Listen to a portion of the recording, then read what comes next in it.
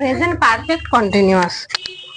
Perfect continuous এই নামটার মধ্যেই কিন্তু টেন্সের ডেফিনেশনটা লুকিয়ে আছে। পারফেক্ট কন্টিনিউয়াস মানে যে কাজটি, পারফেক্ট মানে আমরা পড়েছি যে কাজটি রিসেন্টলি সম্পন্ন হয়েছে জাস্ট, আর কন্টিনিউয়াস মানে যে কাজটি চলছে। এবার পারফেক্ট কন্টিনিউয়াস মানে কিছুটা সম্পন্ন হয়েছে আর এখনো চলছে। কাজটি অতীতে শুরু হয়েছে কিন্তু কিছুটা সম্পন্ন হয়েছে কিন্তু পুরোটা সম্পন্ন হয়নি, এখনো চলছে। স্ট্রাকচার হলো perfect continuous subject plus has অথবা হ্যাভ প্লাস বিন।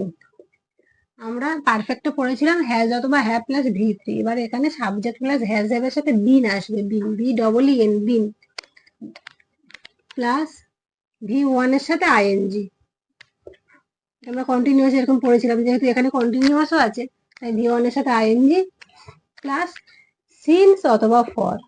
যেহেতু এটা পাস্টের সাথে প্রেজেন্টকে জুড়ছে, এই টেন্সটা পাস্টে কিছুটা কাজ হয়ে গেছে আর বর্তমানে চলছে, পাস্ট আর প্রেজেন্টকে যোগ করছে, একত্র করছে, তাই এখানে সিন্স অথবা ফর দিয়ে পাস্টটাকে প্রেজেন্টের সাথে জোড়া হচ্ছে।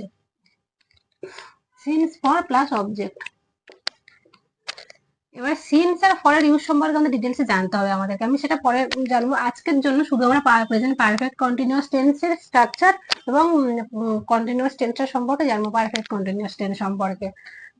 সিন্স পরের ব্যবহারটা আমি পরের ক্লাসে সুন্দর করে বুঝিয়ে দেবো। সিন্স পর ছোট ছোট একটু জানলেই হয়ে যাবে। তাহলে এখানে সাবজেক্ট প্লাস হ্যাজ অথবা হ্যাভ প্লাস বিন প্লাস ভি1 এর সাথে আইএনজি প্লাস সিন্স অথবা ফর, সিন্স অথবা ফরের মধ্যে একটা আসবে প্লাস অবজেক্ট। এক্সাম্পল যদি আমরা বলি এরকম, I have been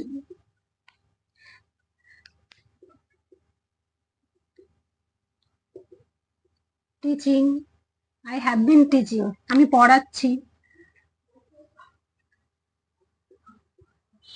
I have been teaching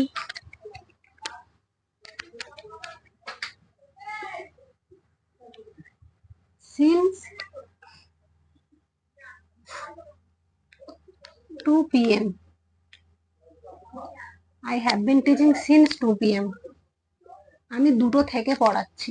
I have been teaching আমি পড়াচ্ছি since 2 p.m. দুটো থেকে পড়াচ্ছি, 2 p.m. মানে দুটো থেকে আমি পড়াচ্ছি কিন্তু এখনো পড়াচ্ছি। একটা এক্সাম্পল যদি দিই ফর দিয়ে,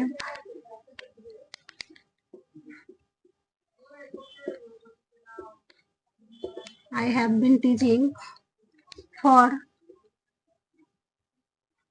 2